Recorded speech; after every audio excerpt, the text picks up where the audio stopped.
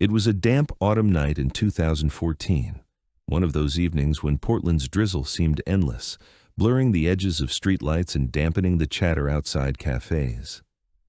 Inside the modestly sized venue known as The Lantern, a local spot where poets, students, and the city's wandering creatives gathered monthly, the smell of coffee and old wood mixed with a nervous energy particular to open mic nights. The regulars knew each other, sharing nods, casual greetings, or critiques about past performances. But when 27-year-old Lydia Moreau walked in, few recognized her. Witnesses would later say she seemed almost out of place, slight, pale, her long dark hair unkempt and still damp from the rain, wearing a faded cardigan that appeared to swallow her frame. She lingered near the back, clutching a weathered spiral notebook to her chest, as if she might change her mind and leave before her name was ever called. Several people noticed her reluctance, describing her as someone who looked like she was waiting for bad news. When the host finally introduced her, next up, Lydia Moreau, reading "I Knew You Before I Found Me." A hush fell over the crowd, and Lydia made her way to the stage, small and hesitant under the glow of the single overhead bulb. Those who heard her speak that night described her voice as soft but unwavering, each word carefully measured. Her poem, one audience member recalled, didn't sound written for us. It sounded like she was writing it to someone who wasn't there. The verses were deeply personal, unsettling even, containing lines that alluded to regret, entrapment, and some unnamed presence that loomed over her. "I knew you before I found me," she began, her hands trembling slightly as she gripped the notebook. "But I don't know if I'll ever find myself again." She spoke of keys that no longer opened doors, of a river that carried away the voices of the lost, and of a man who stood in every shadow. It wasn't the kind of poem that sought applause. It was haunting, confessional, and vulnerable to the point of discomfort. The cafe was silent when she finished, the kind of silence that lingers a moment too long, before the room gave her a small, polite round of applause. Several attendees later said they remembered the way Lydia avoided eye contact as she stepped off the stage, clutching her notebook tightly against her chest. One woman swore she saw Lydia glance toward the back of the room where a man she didn't recognize had been sitting alone, staring at her throughout her performance. He left the cafe within seconds of her stepping off stage, and though the woman didn't think much of it at the time, she would recall that detail years later when the case resurfaced. After Lydia walked out into the misty night, no one noticed where she went. Some assumed she was heading home, others thought she'd gone outside for air and would return. But she didn't. She simply disappeared into the drizzle as though the night had swallowed her whole. When staff began closing up hours later, her car was still in the parking lot, locked and untouched.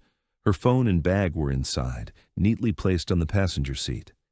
This detail would later disturb investigators.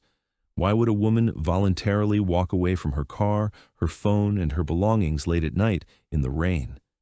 It didn't make sense. The employees didn't think to call anyone. After all, it wasn't their business, and Portland was a city where people often came and went without explanation. But by the next morning, when Lydia hadn't returned home and her roommate reported her missing, the cafe parking lot became the first scene of what would grow into one of Oregon's most haunting mysteries. In the days that followed, fragments of that night began to emerge through witness accounts. A barista remembered Lydia quietly thanking her for a coffee she barely drank. A regular at the open mic swore he heard her mutter something about meeting someone before her performance, though he couldn't recall her exact words. Her reading, now replayed endlessly in the minds of those who heard it, felt less like art and more like a farewell. Detectives would later dissect her poem for clues, wondering if the imagery of rivers and locked doors was metaphorical or a coded message about where she was going. To everyone who had been there that night, Lydia had been a ghost passing through, a woman who seemed to carry an unspoken burden she couldn't share, at least not directly. And then, with the same quiet presence with which she had arrived, she was gone. No one knew then that this would be the last confirmed sighting of Lydia Moreau alive, that her trembling confession on that dimly lit stage would become the cornerstone of a 9-year mystery one that would later force the audience, investigators, and her family to reconsider every word she had spoken that night. Under the heavy gray of a Portland morning, with drizzle pooling in the gutters and the city carrying on unaware, Lydia Moreau's absence became impossible to ignore. Her roommate woke to an empty apartment, the silence as unnerving as the rain against the window. It wasn't like Lydia to vanish without a word. Even in her darkest days, she had routines, little rituals that grounded her. She'd text if she was staying out late and leave sticky notes on the fridge if she needed space. But that morning, there was no note, no text, no sign of her having returned at all. Her phone went straight to voicemail, and her bed hadn't been slept in. Her car, a beat-up sedan with a stack of library books in the back seat, was still parked outside the Lantern, the cafe where she'd read her poem the night before. The doors were locked, her bag and phone neatly placed inside on the passenger seat, as though she had intended to come back. By 9 a.m., the unease had curdled into fear, and her roommate made the call that officially opened one of Oregon's most haunting missing persons cases. Detectives moved quickly at first, piecing together what little they had. Lydia had performed at the open mic around 9 p.m., read her unsettling poem, thanked the host, and left. She'd exchanged a few words with the barista, who recalled her seeming quiet but polite, then walked out into the wet night alone. At 9:42 p.m., a grainy security camera mounted above the cafe's door captured her exiting the building, notebook still tucked under her arm, head slightly bowed. That was the last confirmed sighting. After that, nothing. No witnesses could place her beyond that moment. It was as though she'd walked off the edge of the earth. When police began building a profile, their first theory was painfully familiar: voluntary disappearance. Lydia had documented struggles with depression, and they soon learned she'd recently ended a long, tumultuous relationship. In the eyes of investigators, this wasn't an abduction. It was a woman in pain, choosing to walk away. But Lydia's family immediately pushed back. Her sister Claire told them this wasn't the same Lydia who had once withdrawn from the world. She'd been working tirelessly on her first collection of poems, excitedly emailing small presses and even talking about doing a book launch. She'd been taking long walks, cooking new recipes, and trying to build a life outside of her pain. She wasn't giving up, Claire insisted. She was starting over. It was enough to make detectives reconsider. The canvassing began that afternoon. Officers knocked on doors, questioned locals, and traced her potential paths. Witnesses trickled in with details, though most were vague. A man swore he saw Lydia heading toward the waterfront, but his description of her clothes didn't match what others had reported. A woman remembered seeing a hooded figure loitering near the cafe as the event ended, but couldn't recall their face. Nothing was concrete, and every tip seemed to contradict the last. As daylight faded, search teams expanded their focus to the nearby Willamette River. Boats scoured the water while divers swept the banks, but after days of effort, they found nothing. No body, no clothing, no evidence that Lydia had even been near the water. When the searches failed, investigators looked inward, into Lydia's life. Her laptop revealed drafts of unpublished poems, raw and fragmented, that spoke of locked doors, a man who waits in shadows, and a debt that can't be repaid. They read like riddles, half metaphor, half warning. To police, they hinted at someone Lydia feared, someone she felt beholden to. Her journals, handed over by Claire, were worse. "I feel like I'm being watched. I need to pay for what I've done. He will never forgive me." Claire couldn't tell them who he was. She said Lydia rarely spoke openly about her personal life, especially after her breakup. Detectives probed Lydia's inner circle. The ex-boyfriend, a musician with a volatile temper, denied any involvement and had an alibi that checked out. They looked at a former professor against whom Lydia had once filed a restraining order, but he was living out of state at the time. The leads went nowhere, leaving the words, "He will never forgive me," hanging like a taunt. Frustration mounted as weeks turned into months. With no suspects, no witnesses willing to come forward, and no forensic evidence tying anyone to her disappearance, the case hit a wall. Behind closed doors, detectives were left with only questions. Why had she left her belongings behind? Why had she walked into the night without her car or phone? Who was the he she had written about? And perhaps most disturbing of all was her poem that night, I Knew You Before I Found Me, a work of art or confession. To those who'd been in the cafe, that performance began to take on new meaning. People replayed it in their minds, scrutinizing every line she'd read.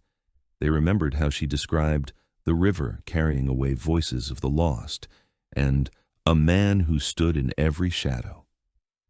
At the time, it had been just a poem, maybe even a cathartic release. Now, it sounded like a woman warning the world in plain sight, using her art as a shield. But even if it was a message, it hadn't saved her. By the end of the year, the case file had grown thick with dead ends.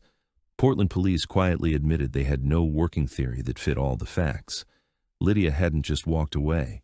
She hadn't been swept into the river, but if someone had taken her, they had left behind no trace, no DNA, no witnesses, no camera footage beyond that one grainy clip. And so, Lydia Moreau, the poet who bared her soul on a tiny stage, became another face on a missing persons poster. Yet those who had heard her words that night couldn't shake the feeling that she had told them everything, that the answers were buried in her final performance, waiting for someone to understand them. It was only a matter of time before someone tried. In the weeks that followed Lydia's disappearance, the initial urgency of the investigation gave way to something slower, heavier, and far more familiar to anyone who has worked long enough in missing persons cases: the silence of a case going cold. By the end of the first month, the promising leads that had felt like they could break everything open were gone. Police fielded more than 24 tips in those early weeks, reported sightings of Lydia in diners along I-5, a woman matching her description seen wandering barefoot near a gas station, even an anonymous call from someone claiming she had been taken and was being held against her will, but none of them held up under scrutiny. Each tip that led detectives out into the city or onto the highways ended the same way, with more questions, then answers, and Lydia still missing. Every failed lead began to stack on top of the next, and for investigators, the feeling that they were chasing a ghost became almost suffocating. The first serious angle they pursued focused on her ex-boyfriend, a musician whose temper was well documented among Lydia's friends. According to her sister, the breakup had been chaotic, with late-night calls, uninvited visits, and arguments that left Lydia rattled. Detectives interviewed him multiple times, scrutinized his whereabouts on the night she vanished, and even searched his apartment. But his alibi, that he had been performing with his band 2 towns over, checked out, verified by multiple witnesses and time-stamped photos from the venue.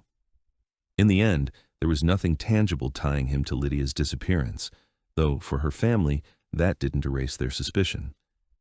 Investigators also took a hard look at a man Lydia had met through a local writers group. Several people in the community described him as socially awkward, even obsessive, with an unsettling fascination for Lydia's work. He was known for sending her long, unsolicited messages dissecting her poems, some of which bordered on intrusive. He denied any involvement and cooperated fully with police, providing access to his emails and phone records. Nothing connected him to her final night. It was another door that closed as quickly as it opened, leaving detectives staring down an ever-growing list of people who might have been part of Lydia's life, but none who could explain her disappearance. By the 3rd month, the frustration was palpable. The lead detective went on record in a local news interview, acknowledging the case had no clear direction. It was an unusual admission, one that rattled the community and left Lydia's family feeling abandoned. But the truth was unavoidable.